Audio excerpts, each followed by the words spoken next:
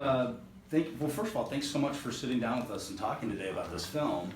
Um, you already are having a fantastic year of movies. And like you've got these three films, Light from Light, Them That Follows, and now Being Frank. Yeah. You know, tell me, what do you attribute yourself for finding sort of a diverse range of making these films these days? Those are all three very different films. Yeah, they're One's a very horror different. movie too. Yeah. Yeah.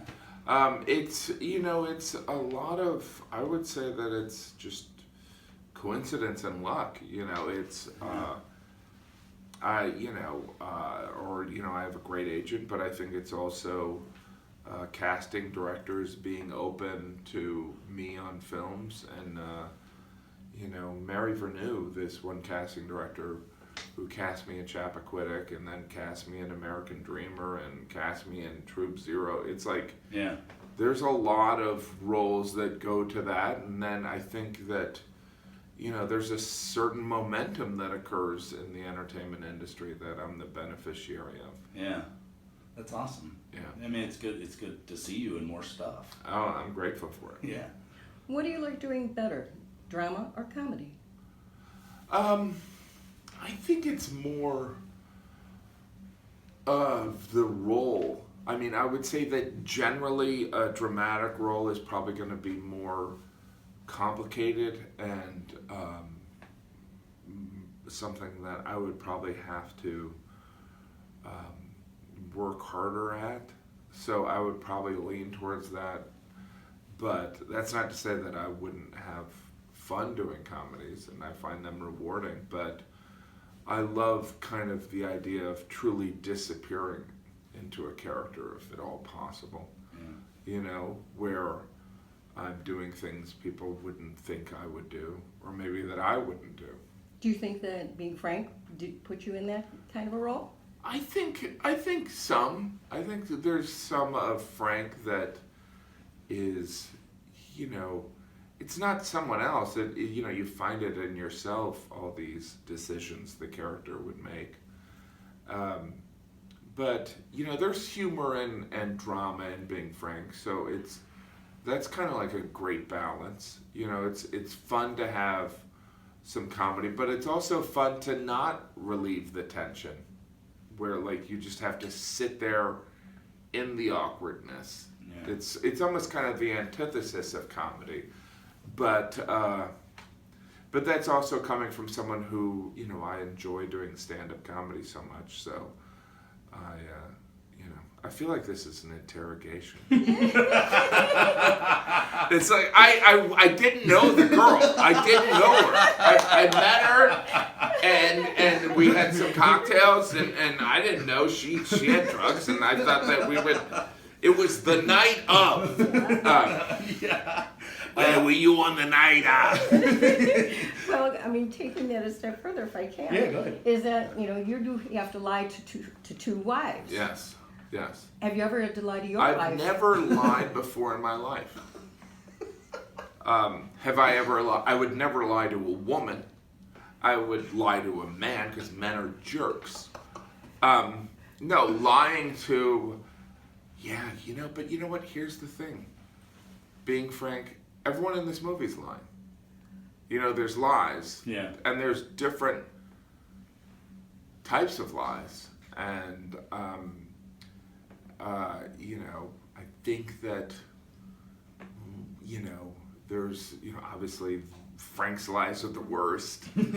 But, it's weird also because I think you play a character and you have to kind of embody them and like them and defend their choices. So it's strange because as the movie goes on and, Miranda will say, he did this thing, he's a jerk. I'm like, he's not really a jerk. He really is not a bad guy. I don't think he is. He made some mistakes, but in the end, it's we all have friends that have done very questionable things, but if they weren't our friends, we would say they're horrible people. Right. Well, I mean, too, I brought this up talking with Miranda. You are one of 6, and you have 5 children. So big families like that, it's not outside the realm of possibility, I think, for you, correct me if I'm wrong, that you could maybe relate to this character in a sense of being a dad who has to balance two families. That equals essentially what your father had to do. I mean, that must have. Yeah, there's a certain chaos. And by the way, I also think that any parent would tell you that how you parent one child is not the same how you parent the other kid. Yeah. And it's also profoundly annoying when you realize that they're not going to have identical interests. But, so his parenting styles, while they vary, to me they make perfect sense. It's like the Anna Gunn family.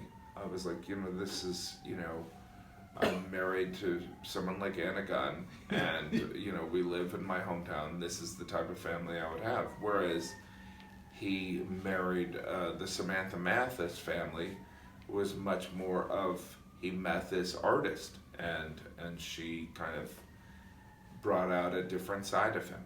Yeah.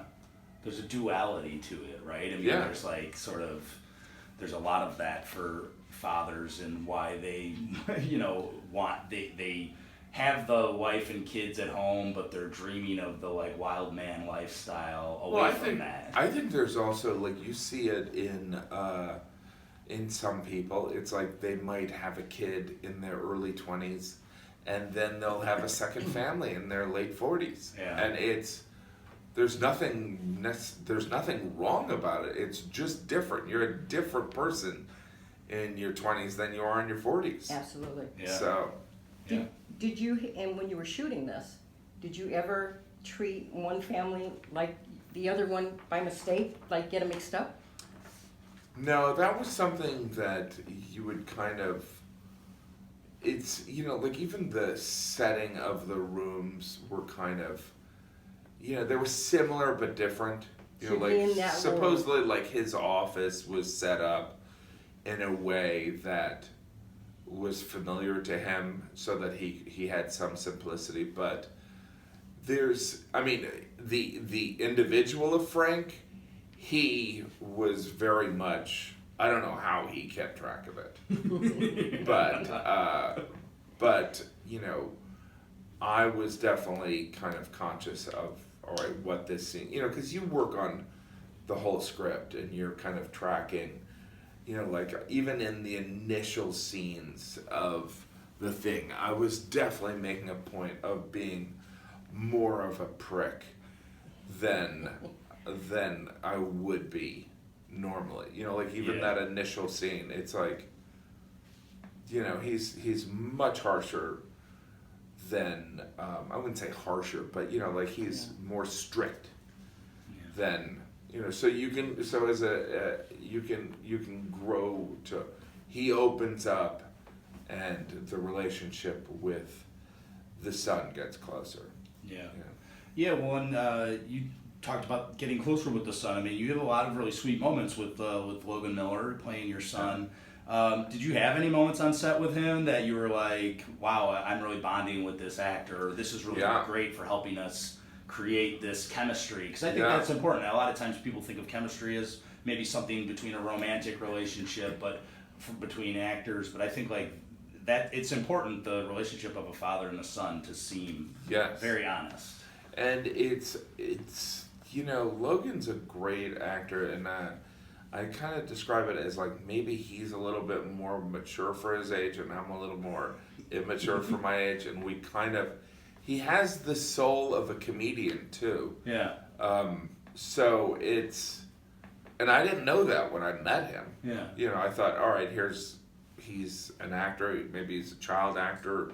Right. I assume, I'll have a good time with him, but I didn't think that he was this kind of, silly kind of partner in crime type of guy. Yeah. Do you know what I mean? Like, where it was like, it was definitely, it's like, I see it with my sons. It's like, when he hangs around that kid, he's kind of like, it's just a problem. You know what I mean? So that's what I was with Logan. Yeah. Well, I thought that Phil was actually a little bit more mature for what his age was in the film.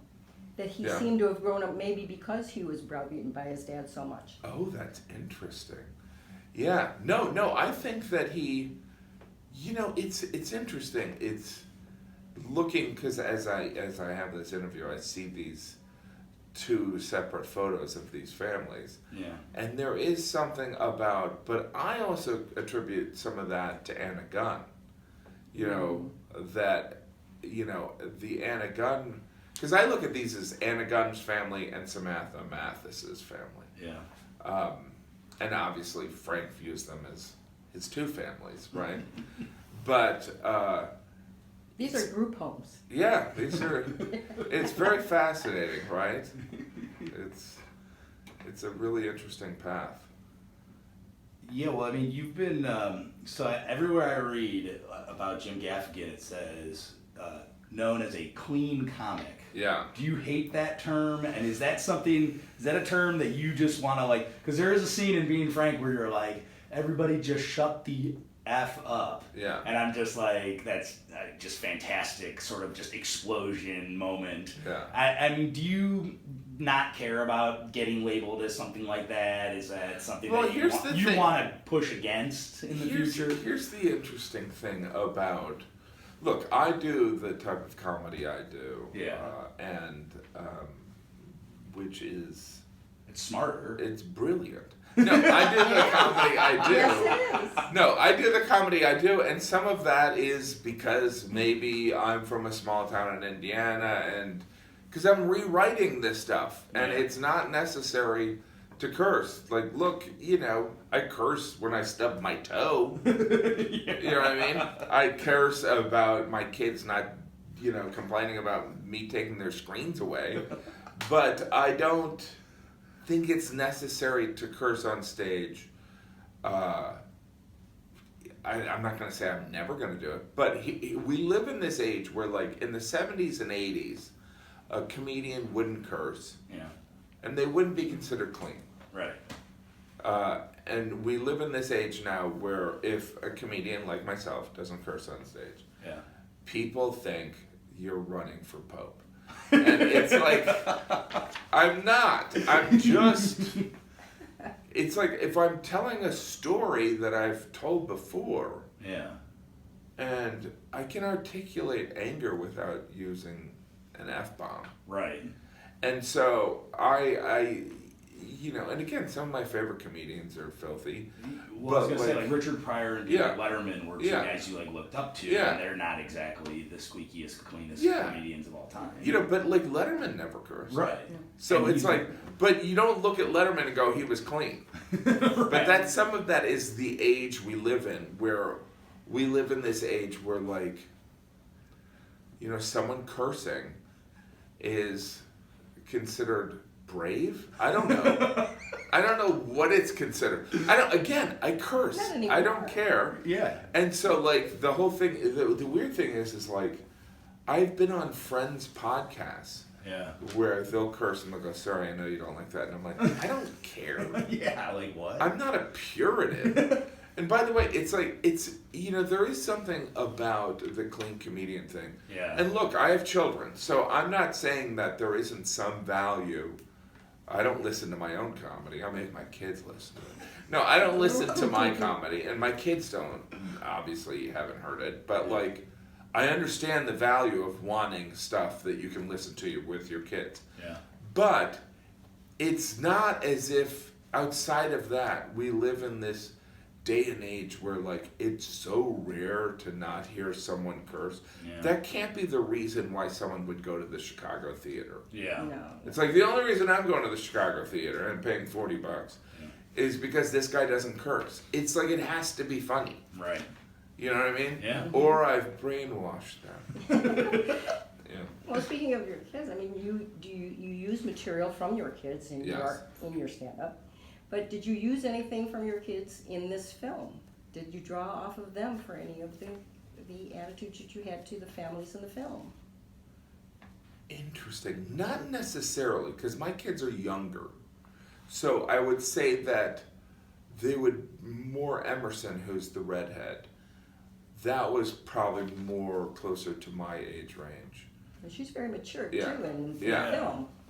So it's like, I would say that I used more of what I was exposed to, meaning my wife's parents or my parents, or like, because, you know, like I think of like the Frank in the Anna Gunn family as being much more of what I imagine my dad thought it was about, and the Samantha Mathis dad as being much more of like what I think my wife's family grew up in. Were you more like Phil or more like Eddie? I was more like I don't know. I was a combination of both. I have a lot of voices in my head. Was I more like Phil or Eddie? You mean When you were a boy, yeah. I would say that I was, when you were father's son.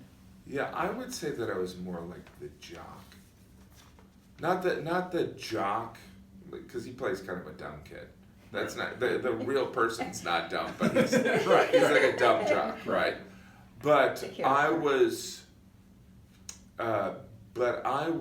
definitely, I played sports, but I was, you know, there was something, I was definitely a combination, because I definitely had a Interesting. big problem with authority. Like, I was like, this is all, you know, this is, you know, but I was That's raised. when you did swear. Like that's the one time I ever cursed. No, like I studied finance in school, and because like the Samantha Mathis family, I mean like the Anna Gunn family, Frank is doing what he's supposed to do. And then in the Samantha Mathis family, he's discovering who he wants to be. Yeah. So this is, in a way, the most important movie of our lives. I'd say so. Right? Can you talk a little bit about working with Miranda Bailey on this film? I know, you know, to She go was- back to that, I mean, the two of you both wear a lot of hats. I mean, like, Yeah. you've done TV, movies, you've done albums, you've Yeah. done comedy. She produces, writes. Yeah, I mean, Was it what- easy to work with her? it was, you know, it was great because the thing is this was, you know, Miranda's first movie that she directed, but she had acted and she had produced, and so Yeah. she had kind of, she knew what she wanted, which was great, and she also was prepared, because sometimes you work on things and you ask a director, and the director will be like, I never even thought of that. And you're like, and I'd ask Miranda, and she'd go, well, this is what I think it is. And so a lot of times for actors, when they have questions, they just want to hear a point of view. Yeah. You know, even if the director's like, here's what I think it is, but you can do what you want. Right. It's like, because that's also what's so fun about acting is discovering, because you can do all the work on the page, but once you get on the set, there's gonna be questions. Yeah. There's gonna be like, oh, wait a minute. So if I did this, am I still gonna do that? And then they'd be like, oh yeah, you know, maybe we should change that. Yeah. So What? that's the siren coming for me. I escaped from the loony bin earlier. Well, speaking of that, Yes. what cracked you up on set? Oh gosh.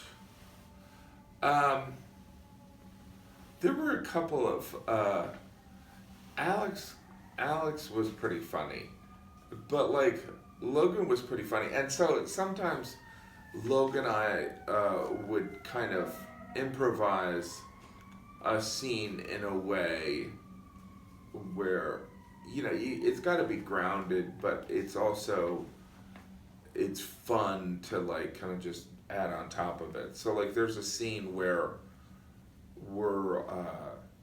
we've gotten to the lake house and Anna Gunn's gone inside and she comes out and she says, what are you guys doing? And then my character is this, the lines are, we were just talking about men and stuff like being men and all this stuff. And he has girl problems with this friend that obviously is gay. you know, that he's like, they fought about this girl, and so like there's a little bit of a joke because the character, his friend's obviously gay. Yeah. And so then and so like we improvised, you know, like he improvised you know, man stuff, like strippers, and I'm like, what? You know what I mean? So like that's just kind I of, remember that line. Yeah. you know. And then but it was also, I can't remember his name, but there was a couple moments where we were doing, I don't know if this made it in, because I haven't seen the latest version so the dad of the next door neighbor, the kid who's a really good athlete, who also is gay, but like the dad's, at one point he improvised, he goes, I found a lot of lipstick. And like he's trying to say that his son is a lady killer, and he goes, I found a lot of lipstick, and it was like 6 or 7 lipstick containers. I'm like, that's a lot of lipstick. He goes, yeah, he does well with the ladies. So it's like that. I believe that was him improvising, so that made me laugh really hard. A little double entendre. And then we were joking around about, because of the time frame, we kind of brought up this scenario, like, what if Frank was like, you know, I don't know, this Bill Clinton guy, he doesn't seem very honest. And so, given the time frame, he's like, what's he gonna do? Have an affair in the White House? You know what I mean? So like knowing the history, playing against it, it was kind of fun. Yeah, well, and I talked to Miranda about this as well. I mean, I think something that I actually loved about this film was just how the relationships between a father and son, the relationships between friends, between men, like sort of the concept of masculinity is really sort of kind of broken down here. Yeah. You know, where it's like men should be able to choose the things they like. They should be able to freely not want to hunt. They should be able to freely just be into the things that they're into, and fathers should let their kids sort of grow as they get older. Yeah. You know, for you, what kind of, you know, was that sort of like an eye-opening thing where you're like, yeah, you know, I think like as a father, it's always important to sort of take a step back and understand. Yeah, no, that's very important. I mean, look, I played sports in high school and in college, and I feel like that was really kind of instrumental in me maybe learning teamwork or maybe not smoking crack. But I also know that, you know, having kids, it's like you can't force them to do something. Then it's even worse. Yeah. So it's like there is something about, and you know, like I said, I was somebody who was, you know, majored in finance, which was, I'm sure I was unconsciously pressured into that. Right. And so, and then I ended up becoming an actor and a comedian. So I'm kind of, my whole story is about resisting this. And then Frank, who obviously probably wanted to be a musician himself, is just caught up in the, you know, seeking security, which is, by the way, it's not the end of the world. I mean, it's kept a lot of people, you know, like my parents' generation, you know, like there's nothing wrong with seeking security. Right. Maybe thank them for them later. What's that? You thank them for it later. Yeah, and so like I also was like, you know, like I always describe it as like in my family, it's like it took us like 5 generations to get to the middle class, and then my dad finally got there, and I was like, I'm gonna be a comedian and an actor, and he's like, what? Do you know we were in coal mines like 50 years ago?